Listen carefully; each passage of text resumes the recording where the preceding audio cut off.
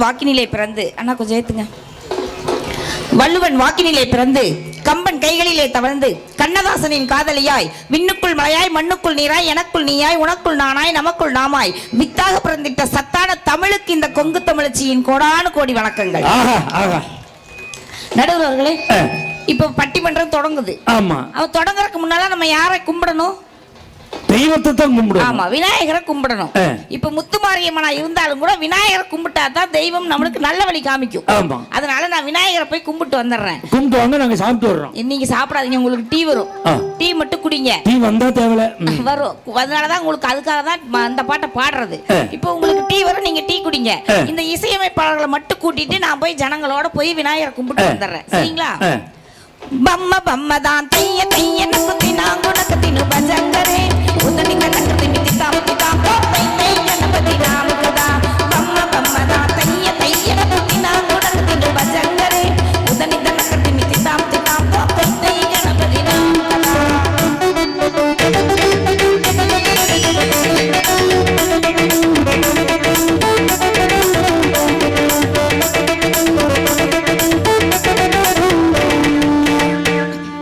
திம்மிக்கிறகட திம்மிக்கிறகட திட்டி தாளம் திம்மிக்கிறட தகித தகித தல தவோடுதான் உதனி தனக்கத்தி மித்தி தாம் தாம் தோம் தை தை கணபதி நாம் கதா பம்ம பம்மதா தைய தையன குத்தி நாம் உனக்கு தின்னு பஜங்கர உதனி தனக்கத்தி மித்தி தாம் தாம் தோம் தை தை கணபதி நாம் கதா.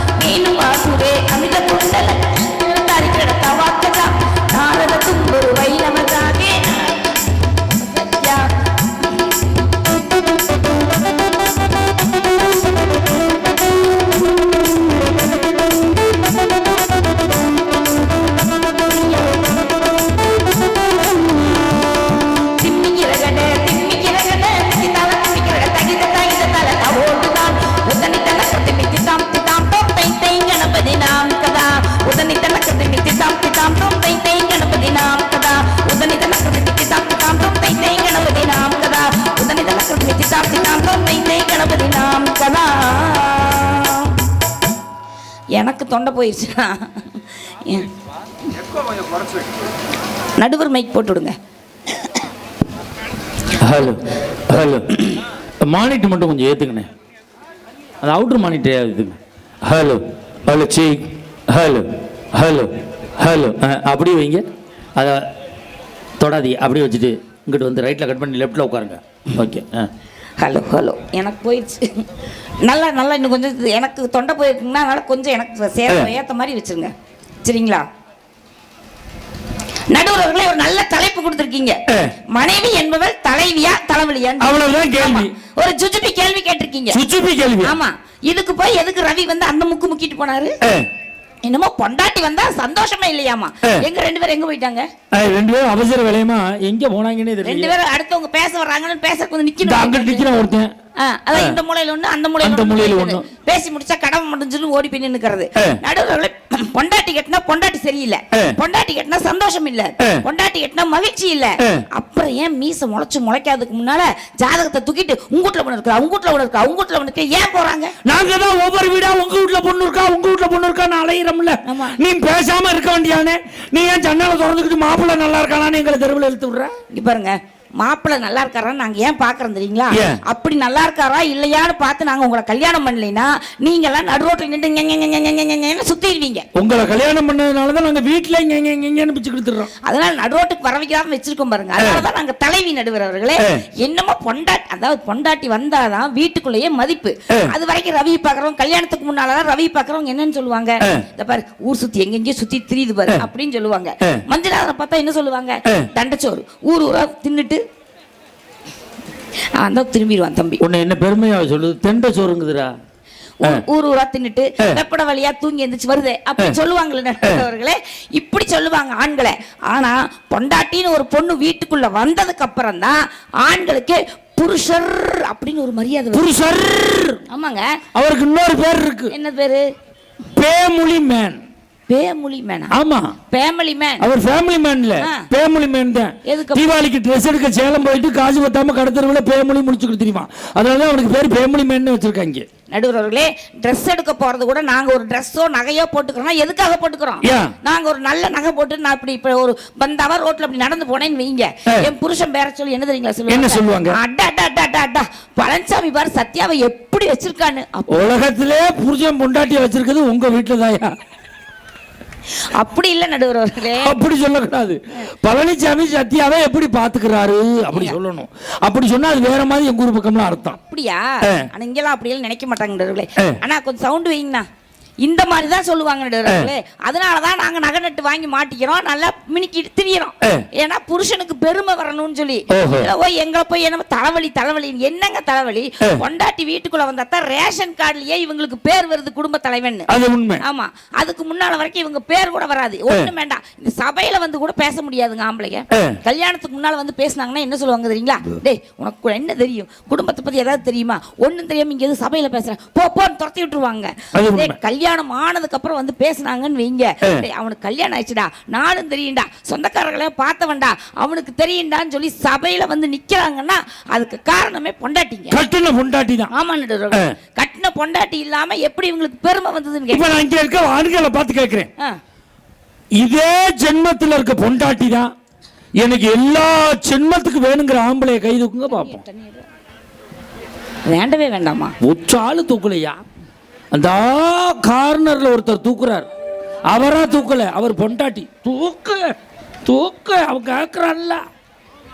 இப்ப நான் பெண்களை பார்த்து கேட்கிறேன், இந்த ஜென்மத்தில் இருக்க வீட்டுக்காரர் தான் எனக்கு எல்லா ஜென்மத்துக்கு வேணும்னு நினைக்கிற பெண்கள்லாம் கை தூக்குங்கன்னா எல்லாரும் தூக்குங்க. ஏன் இப்படி ஒரு இழிச்சாவன் எந்த ஜென்மத்தில் கிடப்பான்? ஆனா நான் கேட்கிறேன், ஒன்னு உண்மையை சொல்றேன், என் மனைவி என்னோட பாஸ்போர்ட் சைஸ் போட்டோ 2 போட்டோவை மணிப்பரிசிலே வச்சிருக்கா. கைதட்டுங்க, உண்மையிலே சொல்றேன், 2 போட்டோவை மணிப்பரிசிலே வச்சிருக்கா. சூப்பர்ண்ணா. அவ்வளவு பாசமாடின்னு கேட்கிறேன். லோனு வாங்குறதுக்கு ஒட்டுறதுக்கு வச்சிருக்கிறேன். ஐயா ஒட்டி விட்டு சாட்சி கையெழுத்து போட்டு விட்டுருவா, நான் காலம்புறா லோன் கட்டிக்கினே தெரிய வேண்டியதுதான். ஏங்க அதுக்குனாலும் மனைவி உங்க போட்டோவை யூஸ் பண்றாங்க பாருங்க. யூஸ் பண்ணி அங்க பேங்க் வாசல்ல ஒட்டிருப்பாங்க, கடன் கட்டாத ஒரு லிஸ்ட்ல என் படம் இருக்கும். அப்படியெல்லாம் விட மாட்டோம் நடுவர்களே. 50 ரூபா கட்டுறக்கு உங்ககிட்ட 500 ரூபா ஆட்டை போட்டு வச்சு 50 ரூபாய் கட்டிட்டு வந்துருவோம். உங்க பெருமையை காப்பாத்துவோம் நடுவர்களே. ஏன்னா மனைவிங்கிறவ எப்படிப்பட்டவ தெரியுங்களா? எப்படி சொன்னாங்க தாத்தாவும் சொன்னாங்க தாத்தாவும் சொன்னாங்க, கல்யாணம் பண்ணிக்க வேணும்னு சொன்னாங்க, முன்னாடி கூட்டிட்டு வாடான்னு சொன்னாங்க, கல்யாணம் பண்ண அன்னைக்கு ராத்திரி ஆசீர்வாதம் பண்ணாங்க, நெசமாக வருவீங்க வயசான மனசக்க வாயார மனசார வாழ்க்கணுமுங்க, வெத்தலையும்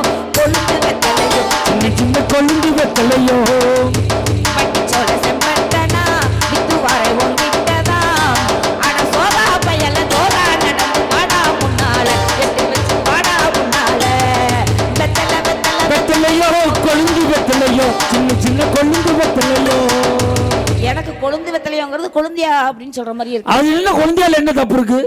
உண்மையிலே மனைவியை விட கொழுந்தியா தான் என் மேல பாசமா இருப்பாங்க, நான் அவங்க மேல பாசமா. அது எப்படிங்க சொல்றீங்க? காரணம் என்ன தெரியுமா? கட்டுன மனைவி மாமான்னு 6 மாசம் கூப்பிடுவா, 1 வருஷம் கூப்பிடுவா. ஒரு குழந்தை பிறந்தா ரமேஷ் அப்பா சுரேஷ் அப்பான்னு கூப்பிடுவா. 2வது குழந்தை பிறந்தா அந்த குழந்தை பேர் சொல்லி கனிஷ்கா அப்பா ராதிகா அப்பான்னு கூப்பிடுவான். என்ன இப்படி கூப்பிடுவாங்க. ஆனா கொழுந்தியா மட்டும்தான் கல்யாணத்தன்னைக்கு மாமான்னு கூப்பிடுறவ, கடைசி வரைக்கும் மாமான்னு கூப்பிடுற ஒரே ஜீவன் கொழுந்தியா மட்டும்தான். அதனாலதான் நாங்க பாசத்தோட நிறைய கொழுந்தியா இருக்கிற ஆளுகளா உட்கார்ந்துக்கிறாங்க. கொழுந்தியா இல்லாத கோயில் இல்லாத ஊர்ல குடியிருக்க கூடாது, கொழுந்தியா இல்லாத வீட்டுல பொண்ணு எடுக்க கூடாதுன்னு சொல்லி நீ அழுகுற. எனக்கு கொழுந்தியாவே இல்லங்க, அதனால ஒண்ணும் இல்ல. இப்ப என்ன இப்ப ஆமா நீங்க பெரிய சாதனையாளர், விடுப்பா பேசாம நீங்க. உண்மையிலே நடுவர்களே, இப்ப மஞ்சுநாத் இவ்வளவு அழுகாச்சு அழுது நம்ம குடும்பத்தை பத்தி பெருமையா பேசணும்னு உட்கார்ந்து இருக்காருல்ல, குடும்பத்தை பத்தி பேசுறதுக்கெல்லாம் மஞ்சுநாதனுக்கு தகுதியே கிடையாது. ஏன் தகுதி கிடையாது? அவனுக்கு பொண்டாட்டி இருக்கு, புள்ள இருக்கு, அவன் ஏன் பேசக்கூடாது? என்னங்க பொண்டாட்டி இருக்குது, புள்ள இருக்குது, பண்ணி தான் குட்டி போடுது. இது தேவையாடா? நீ தான கூப்பிட சொன்ன. ஆனா நடுவர் அவர்களே ஏன் தகுதி இல்லைன்னு சொல்றேன் தெரியுமா? ஏன் தகுதி இல்ல? மீசை இருக்கு. மீசை காட்டுறா. கரப்பாம்பூச்சிக்கு தான் மீசி இருக்குது. சும்மா மீசி முறுக்காத. இந்த தாடி முளைக்குது. ஆடும் தான் தாடி வச்சு சுத்துது. இங்க பாருங்க நடுவர், ஏன் தெரியுமா தகுதி இல்லை? ஏன் உனக்கு தகுதி இல்லை? தகுதி இருக்குன்னா குடும்பத்தை கவனமா பாத்துக்கணும். நீ எல்லாம் மாட்டுக்கு செனை ஊசி போடுற ஆளு. மாட்டுக்கு செனை ஊசி போடுற ஆளு? ஆமாங்க. நீ தள்ளியே உட்காருப்பா, அதான் எனக்கு நல்லது. அந்த பையகிட்ட உட்காராதீங்க. இப்படிப்பட்ட ஆளெல்லாம் வந்து குடும்பத்துல இருக்கிற மனைவி பத்தி குறை சொல்றதுக்கு எப்படிங்க தகுதி இருக்குன்னு சொல்றேன் நானு. என்னமோ வந்து நின்னுட்டு பொண்டாட்டி கட்டினதுல இருந்து நிம்மதி இல்லைன்னு சொல்லிட்டு போனாரே ரவி. நான் கேக்குற ஒரு வார்த்தை, இப்ப எனக்கெல்லாம் கல்யாணம் ஆயிடுச்சுங்க. கல்யாணம் ஆகி நடுவர் அவர்களே ஒரு 35 வருஷம் இருக்குமா? இப்ப கேட்டாங்களா அவங்க? அது இல்ல, அதை சொல்ல வேண்டியானே. ஏன் சொல்றோம் நாங்க? இங்க பாருங்க, பொம்பளை கிட்ட வயசு கேட்காத, ஆம்பளை கிட்ட வருமானத்தை கேட்காதன்னு சொல்லிக்கிறாங்க. அதனால கேட்க கூடாது. இப்ப எனக்கு கல்யாணம் ஆயிடுச்சுங்களா? கல்யாணம் ஆன அன்னைக்கு நான் ஒரு 4 நாள் கழிச்சு நான் என்ன பண்ணேன், ஒரு வெள்ளிக்கிழமை நாள் தலைக்கு குளிச்சுட்டு இந்த கூந்தலை ஃபேன் போட்டு காய வச்சுட்டு இருந்தேன். இந்த கூந்தலை ஏன்னா இது ஃபேன்ல நீங்க ஏசி போட்டா காய வைக்கலாம். ஏசி போட்டா ரொம்ப வேர்த்துக்குதுங்க, அதனால வந்து தலை பிடிச்சுக்கிட்டு நான் ஃபேன் போட்டு காய வச்சுட்டு இருந்தேங்க. அந்த நேரம் பார்த்து மாமா உள்ள வந்துட்டார். இப்போ மாமா முக்கியமான்னு நினைச்சு பார்த்தபோது மாமா தான் முக்கியமா தெரிஞ்சாரு. இப்ப நான் என்ன பண்ணேன், டக்குன்னு கூந்தல் அள்ளி முடிச்சிட்டு மாமாக்கு சாப்பாடு போட்டேன். ஒரு நிமிஷம், இந்த கூந்தலை எப்படிக்கா நீ அள்ளி முடிஞ்ச? என்ன என் கூந்தல் அவ்வளவு மோசமா பேசுறீங்க? ஒரே நிமிஷம் என் கூந்தல் மட்டும் ஒரு தடவை பாருங்க. அள்ளி முடிஞ்ச கூந்தல். ஏன் இதுக்கு என்ன? இதே மாதிரி தான் என் மனைவியும் கல்யாணம் முடிஞ்சு இவ்வளவு நீளம் 6 அடி கூந்தல். எங்க அப்பா 6 அடி கூந்தல் கல்யாணத்தப்போ எப்படி இதை நீ குளிச்சுட்டு காய வைப்பான்னு கேட்டு கலட்டி ஆணியில மாட்டிடுவேன்னா அப்புறம் தான் தெரியுது சவரி முடிய பிடிச்சி நம்மளுக்கு கட்டி விட்டுருக்காங்க. ஆனா இதெல்லாம் ஒரிஜினல் நடுவர் அவர்களே. ஆமா, இதுக்கு மேல என்ன ஒரிஜினல் இருக்கு? ஆனா நடுவர் அவர்களே, இப்ப நான் சாப்பாடு போடும்போது மாமா கிட்ட ஒரு கேள்வி கேட்டேன். மாமா மாமா மாமா மாமா மாமா மாமா ஒரே மாமா தான். ஆனா பல மாமா கூப்பிடுறேன். ஆமாக்கா, ஒரு மாமாவை பல தடவை கூப்பிட்டேன். பல தடவை. ஆமா, நீங்க பல மாமாவை கூப்பிட்டீங்க. இல்ல, பல தடவை கூப்பிட்டேன். நான் கூப்பிட்டேன் மாமா மாமா மாமா மாமா மாமா மாமா. எத்தனை ஊர்ல போய் பொண்ணு பார்த்திருப்பீங்க? எப்படி மாமா சத்யாவே செலக்ட் பண்ணீங்கன்னு கேட்டேன். தப்பா? இல்ல. உடனே மாமா சொன்னாரு, எதா இருந்தாலும் லேடிஸ் ஃபர்ஸ்ட், நீ சொல்லுடி அப்படின்னாரு. நான் யாரு? தேவகோட்டை மகாராஜன் தலைமையில பட்டிமன்றம் பேசுறேன். நம்மள பெருமையா சொல்லுறா அக்கா. எனக்கு புத்திசாலித்தனம் இருக்கும்ல. இருக்கு. நான் டக்குன்னு மாமாட்ட சொன்னேன், ஒண்ணு இல்லைங்க மாமா, எனக்கு நிறைய பேர் பொண்ணு பார்க்க வந்தாங்க. எல்லாத்துக்கும் காப்பி கொடுத்த, மிச்சர் கொடுத்த, குடிச்சாங்க, சாப்பிட்டாங்க, எந்திரிச்சு போயிட்டாங்க. நீங்க மட்டும்தான் டம்ளரையும் தட்டையும் கழுவி வச்சுட்டு போனீங்க, உங்களை செலக்ட் பண்ணிட்டேன். தட்டுக்கா. அப்பவே மாமா கை கழுவ நினைச்சிருக்காரு. சாமானத்தை கழுவி வச்சாருங்க. நான் இன்ன வரைக்கும் வட்ட சும்பெல்லாம் கழுவுறது அவர் வேலைதான். கல்யாணத்துக்கு எங்க ஊர்ல ஒருத்தன் பொண்ணு வாக்க வந்தான். சரி, மிச்சர் எல்லாம் கொடுத்தாங்க. அவன் மிச்சர் சாப்பிடல, கடலை பொறுப்பா எடுத்து சாப்பிட்டுக்கிட்டு இருந்தான். சரி, அப்புறம் தான் தெரியுது போட்ட கட்டிங் வெளியில வரக்கூடாதுன்னு கடலை பொறுப்பா சாப்பிட்டுக்கிட்டு இருக்கா. இப்ப முழு போதையில சுத்துறான் அவன். ஆனா நடுவர் அவர்களே, இப்ப மாமா கேட்டாருங்கிறதுக்காக நான் சொல்லிட்டேன். ஆனா நான் கேட்கணும்னு மாமா சொல்லணும்ல. மாமா கிட்ட நான் திருப்பி கேட்டேன், நீங்க எப்படி மாமா என்ன செலக்ட் பண்ணீங்க? ஏன்னா அப்பதானே தலைவியா தலைவலியான்னு தெரியும் அப்படின்னு கேட்டேன். உடனே மாமா சொன்னாரு, ஏய், உன் நடையழகும் உடையழகும் முன்னழகும் பின்னலழகும் கூந்தல் அழகும் கண்ணு தெரியாதல்ற அப்படின்னு வருங்க. எனக்கு சந்தோஷம் தாங்க முடியல. என்ன மாமா சும்மா வர்ணிக்கிறீங்க, சொல்லுங்க மாமா அப்படின்னு பாருங்க. அது வரைக்கும் இந்த மஞ்சுநாதன் கிட்டயும் ரவி கிட்டயும் போன் பேசுவாரு. கூட்டமா 10 பேர் அப்படின்னு பாருங்க, பேச தெரியாது, உளருவாரு. வெறும் பழனிசாமியா இருந்தவரு என்ன கல்யாணம் பண்ணணும்னு கவிஞர் பழனிசாமியா மாறிட்டாரு.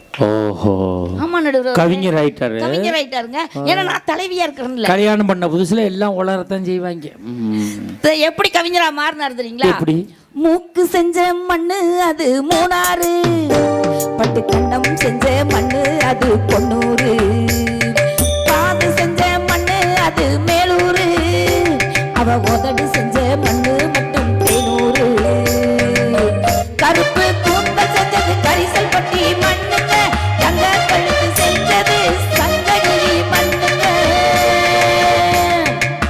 வயலகு செஞ்சதெல்லாம் மைகையாத்து மண்ணுங்க, வள்ளலு செஞ்சது கொள்ளையூர் மண்ணுங்க, நெத்திக்கு மண்ணெடுக்க சுத்தி சுத்தி வந்தேங்க, நெத்திக்கு மண்ணெடுக்க சுத்தி சுத்தி வந்தேங்க, நிலாவில் மண்ணெடுத்து நெத்தி செஞ்சேன் பாருங்க. தந்தானே தந்தானே தந்தான குயிலே, சாமி தந்தானே தந்தானே என்னோட மயிலே, தஞ்சாவூர் தஞ்சாவூர் எவ்வளவு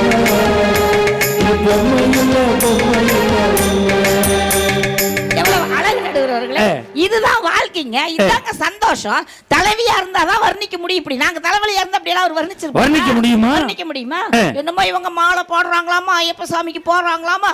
நான் கேக்குறேன், 48 நாள் மாலை போட்டுட்டு மலை ஏறாம இருக்கிறீங்க.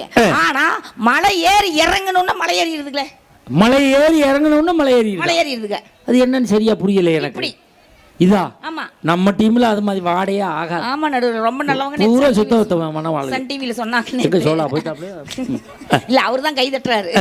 ஆனா நடுவர் அவர்களே, இவங்க வாழ்க்கையில நாங்க பொண்டாட்டி வந்ததுக்கு அப்புறம் எவ்வளவு சந்தோஷம் தெரியுங்களா? இப்போ இவங்களுக்கெல்லாம் பொறுமைங்கிறதே இருக்காது. ஆண்களுக்கு பொறுமைங்கிறதே இருக்காது. இப்ப எனக்கு நிச்சயமாயி 6 மாசம் கழிச்சுதான் எங்களுக்கு கல்யாணம். இந்த 6 மாசம் மாமாக்கு என்ன வேலை தெரியுங்க? என்ன வேலை? கோபிச்செட்டிபாளையத்துல இருந்து கோயம்புத்தூருக்கு கிளம்பி ஓடியாந்துருவாருங்க. இதே வேலை என்னை பாக்கறதுக்கு வந்துருவாங்க. ஆமா நடுவர்களே, வாரத்துல 7 நாள் தானே, 7 நாள்ல 40 தடவை என் வீட்டுல நிப்பார் என்ன பாக்கறதுக்கு. ஆமா நடுவர்களே, அவன் விதிய பாத்தியாடா? இடையில ஒரு 4 நாள் ஆளை காணுங்க. எனக்கு பக்குன்னு ஆயிடுச்சு. அட கட்டிக்கு போற புருஷன் ஆளை காணமேன்ட்டு நான் போய் ரவி கிட்ட சொன்னேன். ரவி மாமாவை காண ரவின்னு. ரவி என்னங்கிறப்ப பொழைக்கிற வம்பல எங்க புருஷன் தடிச்சுட்டேன் அப்படின்னு துரத்தி விட்டா. அப்படிங்க நான் என்ன பண்ணுங்க, மாமா எங்க இருக்க இப்படி பெரிய வீதி எல்லாம் இல்லைங்க கோயம்புத்தூருக்குள்ள, சின்ன சின்ன சந்துங்க. நானும் ஒவ்வொரு சந்தா போய் மாமன் எங்கேயாச்சும் நிக்கிறாரான்னு சந்து சந்தா போய் நின்ற மாமா பாக்க தேடி போனானுங்க. போய் பாக்குறனுங்க, ஒரு கிணத்து மேட்டுல உட்காந்துட்டு இருந்தாரு. நான் போய் கேட்டேன், தேடுங்க மாமா, என்னை பாக்குறதுக்கு நேரம் வீட்டுக்கு தானே வருவீங்க, தினத்துக்கு வந்து கிணத்து மேட்டுல உட்காந்துருக்கீங்கன்னு கேட்டேன். உடனே அவர் சொன்னாரு, உன்னை பாக்குறதுக்கு தான் வந்தேன், ஆனா வந்த உன்ற வீட்டுல எல்லாம் உங்க சொந்தக்காரர் உட்காந்துட்டு இருந்தாங்க, எங்க உன்னை பாக்குறது எனக்கு கோபம் வந்துச்சு, நான் வந்துட்டு எத்தனை நேரம் உனக்காக காத்து நிக்கிறது அப்படின்னாருங்க. இந்த பொறுமை இல்லாத மனுஷனை கூட பொறுமைசாலியா மாத்துறது யாரு தெரியுங்களா? பொண்டாட்டி. எப்படி தெரியுங்களா சொன்னாரு? எத்தனை மணிக்கு என்ன வர சொன்னடி, இப்போ எத்தனை மணிக்கு நீயும் வந்துருக்கடி, எத்தனை மணிக்கு உன்னை வர சொன்னடி, நீ எத்தனை மணிக்கு நீயும் வந்துருக்கடி, ரொம்ப நேரம் உன்னை பார்க்க ரொம்ப நேரமா இந்த ஒத்தையடி பாதையில காத்திருக்கடி, ரொம்ப நேரம் உன்னை பார்க்க ரொம்ப நேரமா இந்த ஒத்தையடி பாதையில காத்திருக்கடி. கோபம் வந்து திட்டுறாருங்க. நான் சொன்னேன், மாமா இதுக்கெல்லாம் கோவிச்சா நம்ம கல்யாணம் பண்ணி ஒண்ணு சேர முடியுமா? அப்புறம் உங்களுக்கு தலைவலி வந்துரும் மாமா, தலைவலி வராம இருக்கணும்னா பொறுமையா இருக்கணுமாமான்னு நான் சொன்னேன். கொஞ்ச நேரம் காத்திருக்க கோவிக்கலாமா, இப்படி கோவப்பட்டா நாம ஒண்ணு சேர முடியுமா? கொஞ்ச நேரம் காத்திருக்க கோவிக்கலாமா, இப்படி கோவப்பட்டா நாம ஒண்ணு சேர முடியுமா?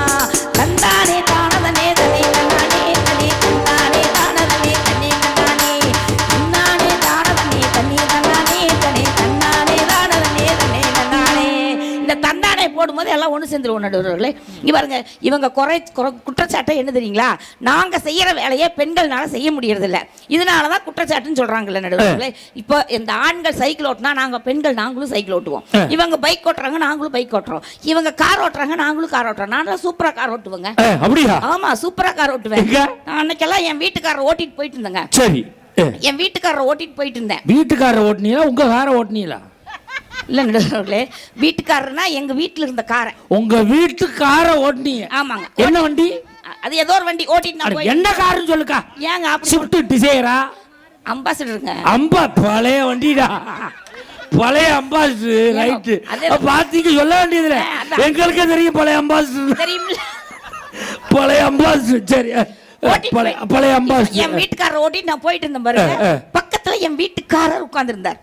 வீட்டுக்கார ஓட்டுறிய? ஆமா, வீட்டுக்காரர் உட்கார்ந்திருக்காரு. ஓட்டுற வண்டி அம்பாசிடர், பழைய வண்டிங்க. இங்க பாருங்க, ஸ்பீடு அவ்வளவு ஸ்பீடுங்க. நானு 20 கிலோமீட்டர் ஸ்பீட்ல நான் போயிட்டு இருக்கேன்.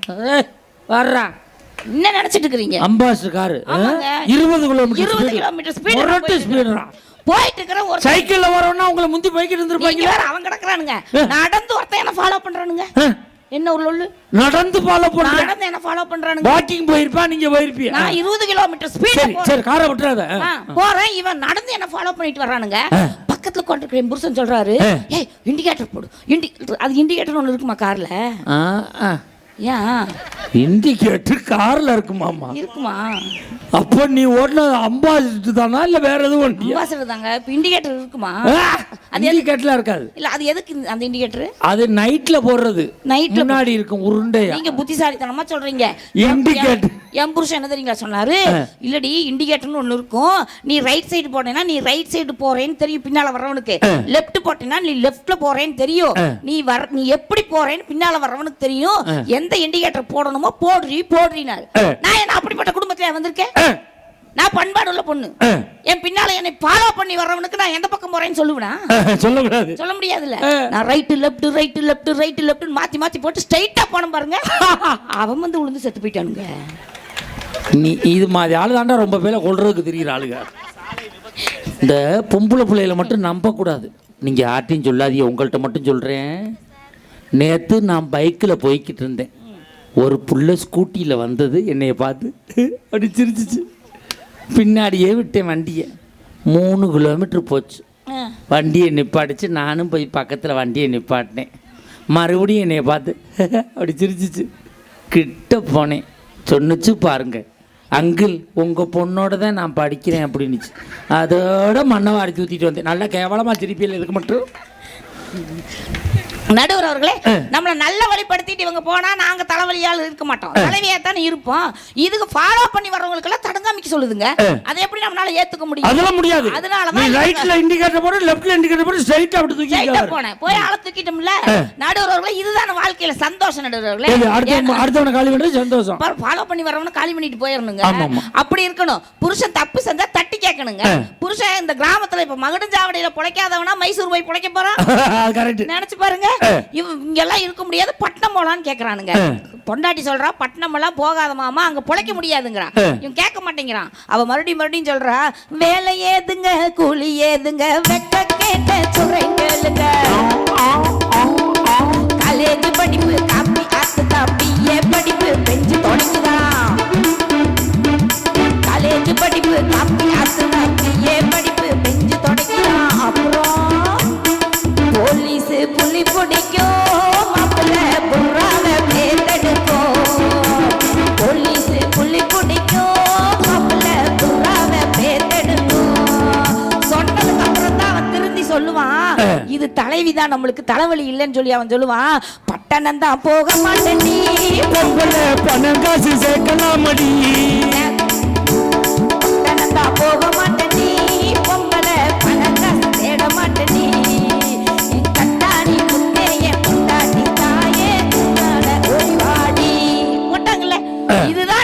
வாழ்க்கையில சந்தோஷம். இப்போ உங்ககிட்ட செல்போன் என்ன 11 கிலோ முடிக்க நானா? அப்படியா? சரி. இல்ல செல்போனுக்கு இப்பதான் வந்தேன், வேண்டாம் விட்டுட்டேன். ஆனா நடுவர்களே, ஒரு விஷயத்தை மட்டும் சொல்லிடுறேன். ஏன்னா இந்த ஆண்கள் தலைவரா இருந்தா நாங்களும் தலைவரா இருப்போம், நாங்களும் தலைவியா மாறுவோம். இந்த ஆண்கள் தலைவலியா இருக்கிறனாலதான் நாங்களும் தலைவலியா மாறுறோம். ஏன் தெரியுங்களா? இப்ப தலை கல்யாணம், தலை தீபாவளி. ஆமா, தலை தீபாவளி. நீங்க புது மாப்பிள்ளை. ஆமா. நீங்க போயிருக்கீங்களா மாப்பிள்ளை வீட்டுக்கு? எங்க மாமனார் வீட்டுக்கு போய், என் மாமனார் வீடு லூசு போய் குடும்பம். ஐயா, அதை சொன்னா நீங்க யாரையும் சொல்லாதீங்க. என் மாமனார் வீட்டுக்கு தலை தீபாவளிக்கு போயிட்டேன். சரி. விட்டிய காலம் 4 மணிக்கெல்லாம் என் மாமனார் எழுப்புறாரு, மாப்பிள்ள. எந்திரிச்சு பாக்குறேன், வாங்க டீ சாப்பிட டீ கடைக்கு போவோம்னா. டீயே போட்டு கொடுக்காத குடும்பமா இருந்தா எவ்வளவு வக்கத்த குடும்பமா இருந்திருக்கும். சரி, டீ கடைக்கு போவோம். நானும் சட்டையை மாட்டிக்கிட்டு போனேன். என் மாமனார் கேட்டாரு, மாப்பிள்ளை காசு வச்சிருக்கியான்னா. அந்த ஆள் காசு இல்லாமல் வந்திருக்கான். இந்த ஆள் வர்றான்னு நானும் காசு இல்லாமல் போயிட்டேன். என்கிட்டையும் காசு இல்லை, அந்த ஆள்கிட்டையும் காசு இல்லை. மாமா டீ எப்படி குடிக்கிறதுன்னு, வாடா ஐடியா இருக்குன்னு கூட்டிக்கிட்டே போனான். மாங்கொட்டை ஒன்று கிடந்துச்சு, மாங்கொட்டை. அதை காலில் தட்டிக்கிட்டே வந்தாலும் அந்த மாங்கொட்டையை எடுத்து ஒரு குச்சி எடுத்து ஓரத்தில் ஓட்டையை போட்டு பெரிய மாமரத்தில் நல்லா கொழுந்து விட்டு ஒரு கொப்பு இருந்துச்சு, அதை ஒடிச்சு ஒரு பிளாஸ்டிக் கேரி கவரில் மண்ணள்ளி லேசாக தண்ணியை தெளித்து இந்த கொலையோடு உள்ளே சொருகிட்டு மாங்கன்று மாதிரியே பிடிச்சிக்கிட்டு வந்தான். இந்த டீ கடைக்காரன் கேட்டான், என் மாமனாரை பார்த்து என்னன்னா. என் மாமனார் சொன்னார், சேலத்து மாம்பழம் முளைக்க போட்டிருந்தேன், சின்ன மாமியா வீட்டுக்கு கொண்டு போகிறேன்னா. இந்த டீ கடைக்காரன் சும்மா இருக்கப்படாது, அப்படியானே அதை தாங்கன்னே 2 டீயும் வடையும் தாரம்னா. இதை குடிச்சிட்டு டீ வடையும் குடிச்சிட்டு நானும் என் மாமனார் வந்துட்டோம். 3 நாள் சென்று அதே டீ கடைக்கு போகிறோம். அந்த டீ கடைக்காரன் சொல்கிறான் என் மாமனாரை பார்த்து, அண்ணே நீங்கள் கொடுத்த மாங்கன்று பட்டு போச்சுன்னே அப்படின்னா. என் மாமனார் சொன்னால் ஆணி வேறு அந்து போயிருக்கும்டா அப்படின்னா. மாங்கொட்டைக்கே ஆணி வேறு அத்தாலும் என் மாமனார். எப்படி குடும்பத்துல நான் மாட்டியிருக்கேன். நீங்க மாட்டினாலும் இவ்வளவு பெருமையா வந்து சொல்றீங்க எது பாருங்க. மாங்கோட்டை ஆணி வேற ஆமா நடுவர்களே, புத்திசாலியான மாமனார் கிடைச்சிருக்காரு. ஆனா என்ற மாமா எல்லாம் என்ன பண்ணாரு தெரியுங்களா, எப்ப பார்த்தாலும் தனித்தனியாவே 2 பேரும் போயிட்டு இருந்தோம். எங்க ஊருக்குள்ள உங்களாட்ட 4 பெருசு இருக்குது. அது பெருசு என்ன ஆட்டன்னு சொல்லக்கூடாது. இல்ல இப்ப நடுவரா நீங்க இது யாராவது சிரிச்சு சொன்னா நான் ஏத்துக்கிறேன். இது பெரும் பெருசு சொல்லக்கூடாது. இங்க பாருங்க, இப்போதைக்கு நீங்க தான் இங்க பெருசு, அதனால உங்களை தான் சொல்ல முடியும். உங்களாட்டவே 4 பெருசுக்கு இருக்கு. அவங்க என்ன பார்த்து கேட்டாங்க, தனித்தனியா ஏன் வர்றீங்க, தனித்தனியா ஏன் வர்றீங்க, உன்ற மாமன் எங்கன்னு கேட்டாங்க. நான் பெருமையா என்ன சொன்னேன், மாமா பிஸியா இருக்கிறாரு. அது ஒரு பிஸி இல்லைங்க, வீட்டுக்குள்ள குப்பரப்படுத்தி கிடக்குது, நம்ம வெளியே சொல்லக்கூடாதுன்னு சொல்லிட்டுங்க. எங்க அம்மா சொல்லிச்சு 2 பேரும் ஒன்னா வாங்க சாமி, 4 பேர் 4 விதமா பேசுற மாதிரி வச்சுக்காதீங்க. 2 பேரும் ஒன்னா போயிட்டோங்க. இவரு கண்டிஷன் போட்டு கூட்டிட்டு போறாரு, இங்க வரடி கடைசி பஸ் எல்லாம் பார்க்க கூடாது, அடுத்த பஸ்லயே திரும்பி வந்துடணும்னு கூட்டிட்டு போயிட்டாரு. அங்க போனோடனே எங்க அம்மா தலைவாழை இலை விரிச்சு ஊர்வன பரப்பன நடப்பனேன்னு அத்தனை வகை வகையா செஞ்சு வச்சிருக்குதுங்க. எங்க ஒரு மாமனார் வீட்டுல விருந்து சாப்பிட போற மருமகன் எப்படி சாப்பிடணும், டீசெண்டா சாப்பிடணும்ல. அட அது பிடிச்சதாவே இருந்தாலும் கூட கொஞ்ச நேரம் கழிச்சு என்கிட்ட கொண்டு வானா ரூம்குள்ள கொண்டு போய் கொடுக்குறேன், தின்னு தொலை வேண்டியதானே. டீசெண்டா சாப்பிடுறத கத்துக்கிறோம். நான் 2 பேர்கிட்ட கத்துக்கிறேன். யார்கிட்ட? ஒண்ணு எங்க மஞ்சனாத இல்லன்னு உமாநாத், 2 பேரும் டீசெண்டா சாப்பிடுறத கத்துக்கிறோம். அழகா புட்டு சாப்பிடுவாங்க. அப்படி அவர் வந்து எப்படி சாப்பிட்டாரு தெரியுங்களா நடுவர்களே, ஜேசிபி மண்ணலி கொட்டும் பாருங்க, அது மாதிரிங்க. கையை இப்படி விடுறாரு அப்படியே அழுறாருங்க, இப்படி விடுறாரு அப்படியே சாப்பிட்றாருங்க. இலைய சப்சாடா காலி பண்ணிட்டாருங்க. காலி பண்ணிட்டு எந்திரிக்க முடியல, உட்கார முடியல, நெளிஞ்சாருங்க மலைப்பாம்பு மாதிரி. அடுத்த பஸ்ஸுக்கு போலான்னு கூட்டு வந்துருக்கிறமே, நான் போய் மாமா பஸ் வந்துடும் வாங்கம்னே. இவர் சொன்னாரே, உங்க அம்மா ஓட்ட சோத்துல எந்திரிச்சு நிக்க முடியல, நடக்க முடியல, கொஞ்ச நேரம் படுத்து இருந்துட்டு கடைசி பஸ்ஸுக்கு போலாம்ட்டாரு. எனக்கு சந்தோஷம். கடைசி பஸ்ஸுக்கு போலாம்ட்டு 5:30 மணிக்கு கடைசி பஸ்ஸுங்க. 5 மணிக்கு போய் பார்க்குற மலைப்பாம்பு அப்பவும் நெளிஞ்சுக்கிட்டே இருக்குது. நான் சரி போய் எதுக்கும் எழுப்பிடுவோன்னு போய் எழுப்புறனுங்க. ஒன்றும் முடியலடி, ஒரு நைட் இங்கே தங்கிக்கலாம்னாரு. பெண்களுக்கு என்ன சந்தோஷம் தெரியுங்களா, புகுந்த வீட்டுல இருந்து நம்ம வந்து பிறந்த வீட்டுக்கு வந்துட்டோம்னா நம்ம ஃப்ரெண்டுகளை எல்லாம் பார்த்து அக்கம் பக்கத்துல இருக்கிற அக்காவை எல்லாம் பார்த்து நம்ம என் புருஷன் இப்படி, என் மாமனார் இப்படி, என் குழந்தைனார் இப்படின்னு எல்லாத்த பத்தி பெருமையா சொல்லுவோம் நாங்க. இதெல்லாம் எங்களுக்கு ஒரு சந்தோஷம். நான் என்ன பண்ண, இந்த மலைப்பாம்பு தூங்கட்டும், நாம போய் எல்லாத்தையும் பார்த்துட்டு வந்துடுவோம்னு எல்லாத்துக்கிட்டையும் போய் பேசி முடிச்சுட்டு 10:30 மணிக்கு வீட்டுக்கு வர்றாங்க. 10:30 மணிக்கு மலைப்பாம்பு நெளிஞ்சுக்கிட்டே இருக்குது. இப்ப எனக்கு என்ன பக்குன்னு ஆயிடுச்சு, எழுப்புனா வம்பு வந்துடும். அடுத்த பஸ்க்கே போலான்னு கூட்டு வந்துக்கிறோம். எழுப்ப வேண்டாம், நானும் படுத்து தூங்கிட்டுங்க. நைட் ஒரு 12 மணிங்க, 12 மணி. சவுண்ட குறைச்சிட்டியா? 12 மணிக்கு நான் நல்லா தூங்கிட்டு இருந்தேங்க. சரக் சரக் சரக்குன்னு ஒரு சத்தம். நைட் 12 மணிக்கு சரக்கா? சரக்கு இல்லைங்க, இந்த துணி இந்த தரையில உரசுனா சத்தம் கேட்கும்ல. எங்க அம்மா புது மாப்பிள்ள வந்துக்கிறாருன்னு புதுசா பர்முடாஸ் வாங்கி கொடுத்துருக்குது. இவர் எட்டி பார்க்க நிமிந்து பார்க்குறாங்க, இவர் அப்படியே தவுந்து தவுந்து வந்துட்டு இருக்கிறாருங்க. இந்த தவுந்து வர்ற சவுண்டு. ஒரு நிமிஷம் போடா பின்னாடி, பெரிய மனுஷன் செய்யற வேலையாடா, உனக்கு அக்காடா. என்ன பழக்கம் பழக்கிறீங்க ஒரு லேடிஸ் பேசும்போது? நீ சொல்லுங்க நடுவர், நீங்க கர்ச்சி வச்சு மறைங்க, கர்ச்சி வச்சு மறைச்சுக்குங்க, மறைச்சிட்டு நீங்க கேளுங்க, மறைங்க சொல்லுக்கா. சரக் சரக்குன்னு சவுண்டா நான் 1.5 கண்ணில் பார்க்குறேன். தவந்து தவந்து வந்தார். தவந்து வந்தவர் மெதுவா என் பக்கத்துல வந்து என் காலம் நல்ல கட்டத்தில் லூசு பழம். இதாயா உன் பழக்க வழக்கம்? பத்தாத பழக்க வழக்கம். நீ சொல்லுக்கா. இப்போ கேளுங்க, மறுபடியும் கேளுங்க. மெதுவா தவந்து வந்து என் பக்கத்துல உட்காந்து என் காலை. ஒரு நிமிஷம் சொல்லுக்கா. ஸ்டடி பண்ணிட்டாராமா. சொல்லுக்கா. என் காலை பிடிச்சி உள்ளங்காலை எடுத்து அவங்க 2 கம்னு இருக்கு சொல்லு நடுங்க. திரும்பி பார்த்து கம்னு இருக்கு சொல்லுங்க. நீங்கள பார்க்காதக்கா, நீ என்னைய பார்த்து சொல்லுங்க. உங்களை பார்த்து சொல்றேன். மெதுவா என் பக்கத்துல வந்து என் காலை பிடிச்சி என் உள்ளங்கால இப்படின்னு நோண்டுனாருங்க. அவ்வளவுதான். இப்ப நான் யாரு? தேவகோட்டை மகாராஜா தலைமையில பட்டி. எனக்கு புத்திசாலித்தனம் இருக்கும்ல, நான் பண்பாடு உள்ள பிள்ளை. என்ன ஃபாலோ பண்ணி வந்தவனுக்கு தடங்காமிக்காம அவனை போட்டு தள்ள நாள். நான் எப்பேற்பட்ட ஆளா இருப்பேன்? நான் பட்டுன்னு மாமாட்ட இருந்துச்சு கேட்டதா, கட்டின கொண்டாடி தானே, தட்டி எழுப்ப பண்ணி தானே, எதுக்கு மாமா காலை சொல்றீங்கன்னு கேட்டேன். உடனே சொல்றாருங்க, ஏய் உங்க வீடு பட்டிக்காட்டில் இருக்குது, வீடே நல்லாலேயே, பாத்ரூம் எப்படி இருக்குன்னு நினைச்சேன். பாத்ரூம் நவீன டெக்னாலஜியில கட்டிக்கிறாங்க. டெக்னாலஜியா? பாத்ரூம்ல என்னங்க நவீனம்? நான் கேட்டேன், ஏன் மாமா பாத்ரூம்ல என்ன நவீனம்? பாத்ரூம்ல என்ன உள்ள போனா மோட்டர் வச்சா உறிஞ்சுறாங்க, தானா போகணும், தானா கழுவணும், தானா திரும்பணும், இதுல என்ன நவீனம்னு கேட்டேன். உடனே சொன்னாங்க, ஒன்னும் இல்லடி செல்லக்குட்டி, நான் அப்படியே போனடி, கதவை தாண்டி திறந்த லைட் எரியுதுடி, எல்லா வேலையை முடிச்சுட்டு கதவை சாத்திர லைட் ஆஃப் ஆயிடுச்சுடிங்கிறாரு. பக்கி வெடி வெடி ஃப்ரிட்ஜுக்குள்ள போய் அத்தனை வேலையும் பண்ணியிருக்குதுங்க. அட்டை தண்டி புரிச்சாடாது. ஏங்க அந்த தண்ணி தாங்க கொண்டு வந்து கொடுத்த ரவிக்கு. அதை குடிச்சிட்டு தான் பள்ளிக்கட்டு சபரிமலைக்குன்னு பாடிட்டு இருக்கிறார் நடுவர் அவர்களே.